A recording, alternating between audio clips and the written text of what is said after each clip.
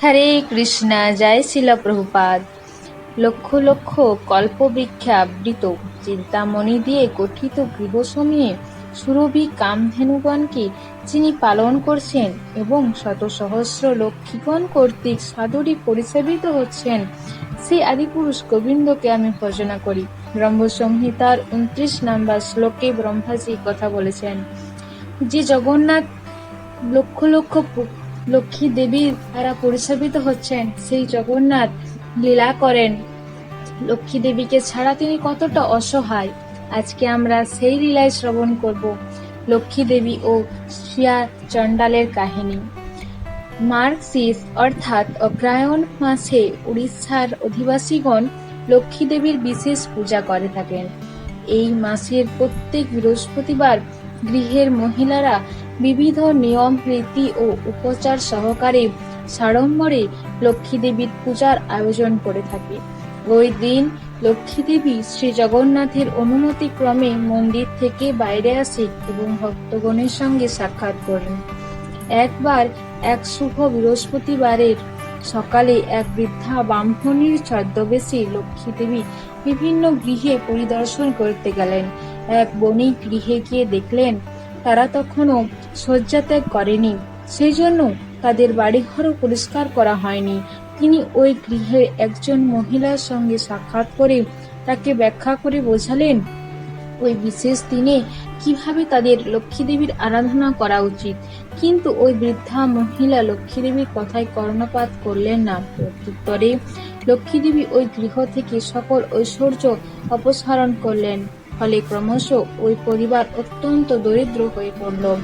অবশেষে তারা জীবন ধারণের জন্য গৃহে গৃহে ভিক্ষা করতে বাধ্য হলেন। তারপর লক্ষ্মী দেবী একটি গ্রামে গেলেন যেখানে চণ্ডালেরা থাকে। তিনি শ্রিয়া চণ্ডালিনীর গৃহে গেলেন। তিনি ওই দিন লক্ষ্মী দেবীর আরাধনা করার জন্য ব্রত পালন করছিলেন। তিনি খুব ভোরে উঠেছিলেন এবং সমগ্র গৃহ পরিষ্কার পরিচ্ছন্ন করে লক্ষ্মী দেবীর পূজার উদ্দেশ্যে আলপনাদি দিয়ে সুন্দরভাবে সুসজ্জিত করেছিলেন। এসব দেখি লক্ষ্মী দেবী অত্যন্ত প্রীত হলেন এবং তাকে আরো ধন ঐশ্বর্য বৃদ্ধির জন্য আশীর্বাদ করে তার মনস্কামনা পূর্ণ করলেন। লক্ষ্মী দেবী তারপর মন্দিরে প্রত্যাগমন করলেন। ইতিমধ্যে জগন্নাথ ও বলদেব প্রাতঃভ্রমণে গিয়েছিলেন। ফেরার পথে তারা চণ্ডালের গৃহ থেকে প্রত্যাবর্তনরত লক্ষ্মী দেবীকে দর্শন করলেন। তাকে এইভাবে দেখে বলদেব অত্যন্ত বিচলিত হলেন এবং জগন্নাথকে কঠোর ভাষায় বললেন, তোমার স্ত্রী আজকাল চণ্ডালের গৃহে যাচ্ছে। তারা অপবিত্র, সদাচারহীন, তারা কোনো বিধি নিয়ম পালন করে না। কিভাবে এমন চণ্ডালের গৃহে যাবার পর তিনি আমাদের মন্দিরে প্রবেশ করতে পারেন? আমাদের মন্দির অপবিত্র হয়ে যাবে। তোমাকে অবশ্যই তাকে পরিত্যাগ করতে হবে। জগন্নাথ বলদেবকে এই বলে শান্ত করার চেষ্টা করলেন যে লক্ষ্মী দেবীকে এইবার মার্জনা করা হোক, আবার কখনো এমন না করার জন্য বলা হোক। কিন্তু বলরাম তার এই সিদ্ধান্তে অনড় রইলেন যে তাকে আর মন্দিরে প্রবেশের অনুমতি দেওয়া হবে না। তুমি যদি লক্ষ্মী দেবীকে মন্দিরে প্রবেশ করতে দাও তাহলে তোমার আমাকে ছাড়তে হবে। আমি মন্দিরের বাইরে অবস্থান করব। যেহেতু জগন্নাথ তার অগ্রজ ভাইয়ের প্রতি অত্যন্ত বাধ্য, সেজন্য তিনি শ্রী বলরামের আজ্ঞা পালন করলেন। তিনি লক্ষ্মী দেবীকে ডেকে বললেন যে বলরামের আদেশ অনুসারে তার আর মন্দিরে প্রবেশ করার অনুমতি নেই। জগন্নাথের নিকট থেকে একথা শ্রবণ করে লক্ষ্মী দেবী অত্যন্ত বিস্মিত হলেন। বিবাহের সময় জগন্নাথ তার পিতার এই কথার সম্মত হয়েছিলেন যে তিনি তার স্ত্রীকৃত 10টি অপরাধ ক্ষমা করবেন। অধিকন্তু তার ওই গ্রামে পরিদর্শন অপরাধমূলক ছিল না, কেননা সর্বসম্মতিক্রমে স্থির হয়েছিল যে মার্গশীর্ষ মাসের বৃহস্পতিবার তিনি তার ভক্তদের আশীষ দান করার জন্য গ্রামগুলি পরিদর্শন করতে বাইরে যেতে পারেন। ওই দিন তার এই অনুমোদন ছিল, তবুও তাকে অন্যায়ভাবে শাস্তি দেওয়া হলো। এর ফলে লক্ষ্মী দেবী অত্যন্ত ক্রোধান্বিত হলেন। তিনি জগন্নাথকে এই বলে অভিশাপ দিলেন যে আগামী 12 বছর তিনি নিজেকে পরিতৃপ্ত করার জন্য যথেষ্ট আহার্য পাবেন না এবং তিনি কেবল লক্ষ্মী দেবী রন্ধন করা ও পরিবেশন করা খাদ্যদ্রব্য ভোজন করতে সমর্থ হবেন। জগন্নাথকে এইভাবে অভিশাপ দানের পর লক্ষ্মী দেবী তার সকল পরিচারিকা সহ মন্দির ত্যাগ করলেন। তিনি যখনই মন্দির ছেড়ে গেলেন, মন্দিরের সকল ঐশ্বর্য শূন্য, শ্রীহীন হয়ে উঠল, ভাণ্ডার ঘর শূন্য হলো। পরদিন সকালে জগন্নাথ ও বলরাম প্রাতরাশির জন্য প্রতীক্ষা করতে লাগলেন, কিন্তু কিছুই এলো না। ক্রমশ অনেক বিলম্ব হতে লাগলো, কিন্তু তাদেরকে কিছুই পরিবেশন করা হলো না। বলরাম জগন্নাথকে জিজ্ঞাসা করলেন, আমাদের প্রাতরাশির কি হলো? এত বিলম্ব হচ্ছে কেন? জগন্নাথ উত্তরে বললেন, কোনো প্রাতরাশ তৈরি করা হয়নি, কেননা লক্ষ্মী দেবী তার সকল পরিচারিকা সহ মন্দির ছেড়ে চলে গিয়েছে, সেজন্য রান্না করার জন্য কেউ এখানে নেই। তখন বলরাম ও জগন্নাথ কিছু আহার্য প্রস্তুত করার জন্য রন্ধনশালায় প্রবেশ করলেন।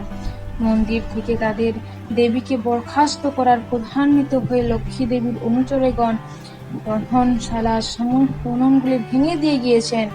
জগন্নাথ ও বলরাম তখন রান্নার কিছু উপকরণ সংগ্রহের জন্য ভাণ্ডার ঘরে প্রবেশ করলেন, কিন্তু তারা দেখলেন যে ঘর শূন্য, কিছুই নেই সেখানে, কেননা লক্ষ্মী দেবী তার সকল শ্রী ঐশ্বর্য মন্দির থেকে অপসৃত করেছিলেন। সেই সময় দুই ব্রাহ্মণ অত্যন্ত ক্ষুধার্ত হয়ে পড়লেন। লক্ষ্মী দেবীর উপস্থিতি থেকে বঞ্চিত হয়ে এবং ক্ষুধায় ক্লিষ্ট হয়ে তারা উভয়ে ভিক্ষা পাওয়ার উদ্দেশ্যে বাইরে যেতে মনস্থ করলেন। আমাদের জানতে হবে যে যদিও ভগবানই সকল ঐশ্বর্যের অধীশ্বর এবং প্রত্যেকেরই পালনকারী, তবুও তিনি একজন সাধারণ ভিক্ষুকের মতো ভিক্ষা করতে যাওয়ার এই বিশেষ লীলাটি করেছিলেন তার ভক্তের মহত্ব প্রমাণ করার জন্য। এইভাবে শ্রী জগন্নাথ ও শ্রী বলদেব দুজন ব্রাহ্মণের ছদ্মবেশ ধারণ করে গৃহে গৃহে ভিক্ষা করার জন্য নগরে গেলেন। কেউই তাদের চিনতে পারল না। লক্ষ্মী দেবী থেকে বঞ্চিত হওয়ায় তাদের উভয়েরই অত্যন্ত অশুভ দেখাচ্ছিল, সেই জন্য কেউই তাদের ভিক্ষা দিচ্ছিল না, কেউ তাদের সাথে সুন্দর ব্যবহার করছিল না, অথবা এমনকি দ্বার দেশেও দাঁড়াতে দিচ্ছিল না। ইতিমধ্যে লক্ষ্মী দেবীর নির্দেশে সূর্যদেবের সূর্যের তাপ বৃদ্ধি করেছিলেন। দুই ভাইকে অত্যন্ত উত্তপ্ত বালুকণার উপর দিয়ে কষ্ট করে হাঁটতে হচ্ছিল। তাদের খুব তৃষ্ণা পেল। তারা একটি সুন্দর পুষ্করণী দেখতে পেয়ে খুব খুশি হলেন। সেখানে তারা তৃষ্ণা নিবারণ করতে পারবেন ভেবে, কিন্তু দুই ভ্রাতা পুষ্করণীর কাছে আসা মাত্র জল শুকিয়ে গেছে। পরিশেষে তারা একটি বৃক্ষের দিকে চললেন। অন্তত কিছু কচি পাতা ভোজন করে তারা ক্ষুধা তৃষ্ণা নিবারণ করতে পারবেন। কিন্তু যেই মাত্র তারা বৃক্ষটির কাছে গেলেন, সমস্ত পাতা শুকিয়ে ঝরে পড়ে গেল। দুই ভাই এর উভয়েরই খুব ক্ষুধার্ত হয়ে পড়েছিলেন। সচরাচর তারা সারাদিন বহুবার ভোজন করতে অভ্যস্ত ছিলেন। রাজা ইন্দ্রদ্যুম্ন যেমন তাদের অনুরোধ করেছিলেন, বস্তুত মন্দিরে তারা এতই ঘন ঘন ভোজন করতেন যে একবার ভোজনের পর হাত ধোয়া মাত্রই পরবর্তী ভোজনের সময় সমাগত হতো। উভয় ভ্রাতাই এই রীতি অনুসরণ করে আসছিলেন এবং এইভাবে তারা সারাদিন আহার করতে অভ্যস্ত ছিলেন। সেদিন সারাদিন অতিবাহিত হলো, কিন্তু তারা কিছুই ভোজন করতে পারলেন না। শীঘ্রই তারা একটি মন্দিরে গেলেন, যেখানে তখন প্রসাদ বিতরণ হচ্ছিল। বহু মানুষ সেখান থেকে প্রসাদ নিয়ে গৃহে ফিরছিল। জগন্নাথ ও বলরাম প্রসাদ সহ প্রত্যাগমনরত মহিলাদের একজনের কাছে গেলেন। দয়াবশত তিনি তাদেরকে কিছু প্রসাদ দিতে সম্মত হলেন। তার কাছে কিছু নিবেদন করা মুড়ি প্রসাদ ছিল। তিনি দুই ভাইকে তার থেকে কিছু দিতে এলেন, কিন্তু তিনি এক মুঠো মুড়ি নিয়ে যেই তাদেরকে দিতে যাবেন, ঠিক তখনই লক্ষ্মী দেবীর নির্দেশে প্রবল দমকা বাতাস এসে সমস্ত মুড়ি উড়িয়ে নিয়ে গেল। দুই ভাই কিছুই আহার্য পাওয়ার এই সুযোগটিও হারালেন। পরিশেষে তারা কোথাও কিছু আহার্য পেতে পারেন নি, কিন্তু কিছু লোককে সেই সম্বন্ধে জিজ্ঞাসা করতে গেলেন। তাদের একজন তাদেরকে চণ্ডালদের গ্রামে যেতে বললেন। সেখানে অত্যন্ত দানশীল একজন ব্যক্তি থাকেন। জগন্নাথ বলরাম সেই গৃহে গিয়ে কিছু আহার্য চাইলেন। গৃহস্থ তাদের ভোজন করাতে পারবেন জেনে অত্যন্ত কৃত হলেন, কিন্তু বলরাম একজন চণ্ডালের রান্না করা আহার্য ভোজন করতে সম্মত হলেন না। বরং তিনি নিজেই রান্না করে আহার্য প্রস্তুত করবেন মনস্থ করলেন। তিনি গৃহস্থকে কিছু অলঙ্কৃত আহার্য দ্রব্য ও রান্নার সরঞ্জামাদির ব্যবস্থা করতে বললেন। বলরামের অনুরোধ অনুসারে রান্নার সকল আয়োজন প্রস্তুত হলো। একটি নতুন উনান তৈরি করে দেওয়া হলো। রান্নার জন্য নতুন কিছু মাটির পাত্র তাদের দেওয়া হলো। বলরাম ভ্রাতা জগন্নাথকে রান্না করতে বলে স্নান করতে গেলেন। জগন্নাথ রান্না শুরু করার জন্য তৈরি হলেন, কিন্তু উনুনে কিছু তিনি আগুনেই ধরাতে পারলেন না। আহারের তৈরির কথা তো বলাই বাহুল্য। কিছুক্ষণ পর স্নান ছেড়ে বলরাম আহার্য প্রস্তুত হয়ে গেছে এমন প্রত্যাশা নিয়ে ফিরে এলেন। তিনি প্রসন্ন চিত্তে ভাবছিলেন যে অবশেষে উপবেশন করে তৃপ্তি সহকারে আহার করা যাবে, কিন্তু দুর্ভাগ্যবশত তিনি সেখানে পৌঁছে দেখলেন যে জগন্নাথ রান্না করতে সক্ষমই হননি, এমনকি সে কাঠে আগুন জ্বালাতেও পারেননি। তিনি জগন্নাথকে তার অপারদর্শিতার জন্য ভর্ৎসনা করলেন। তারপর নিজে আহার্য প্রস্তুত করতে গেলেন। কিন্তু যখন বলরাম কাঠে আগুন ধরানোর চেষ্টা করলেন, কাঠ কিছুতেই জ্বলল না, কেবল প্রচুর ধোঁয়া সৃষ্টি হতে লাগলো। সমগ্র গৃহ ধোঁয়ায় ভর্তি হয়ে গেল।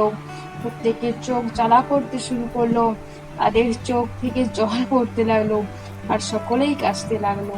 তখন জগন্নাথ ও বলরাম গৃহপতিকে কিছু রান্না করা খাদ্য খাবার আনতে বললেন। গৃহের পরিচারিকা তখন দুই ভাইকে আহার্য পরিবেশন করলেন। তারা যখন ভোজন করছিলেন, তখন তারা সহমত হলেন যে ওই খাদ্য খাবার অত্যন্ত সুস্বাদু। বস্তুত মন্দিরে পরিবেশিত আহার্যের মতোই সুস্বাদু, যেখানে লক্ষ্মী দেবী রান্না করেন। ভোজনের শেষে তাদের কিছু সুন্দর ও সুস্বাদু পিঠে পরিবেশন করা হলো।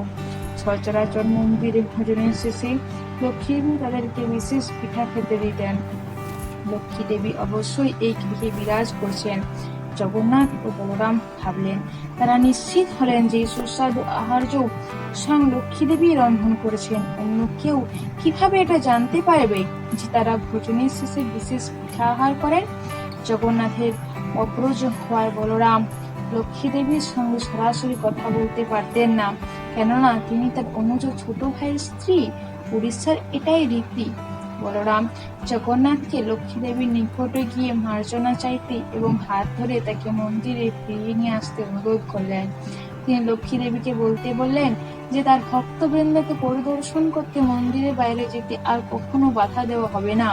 তিনি যেখানে খুশি সেখানেই যেতে পারবেন, কেবল সর্বদা তাকে মন্দিরে ফিরে আসতে হবে। জগন্নাথের নিকট সবকিছু শ্রবণ করে লক্ষ্মী দেবী পরিতৃপ্ত হলেন। তিনি জগন্নাথকে প্রতিজ্ঞা করালেন যে জগন্নাথের প্রসাদ গ্রহণ করার ক্ষেত্রে উচ্চ নীচ বা নিচু জাতির মধ্যে কোনো পার্থক্য করা হবে না। অদ্যাবধি জগন্নাথ মন্দিরে জাতি, ধর্ম, বর্ণ নির্বিশেষে সকলকে প্রসাদ পরিবেশন করা হয়।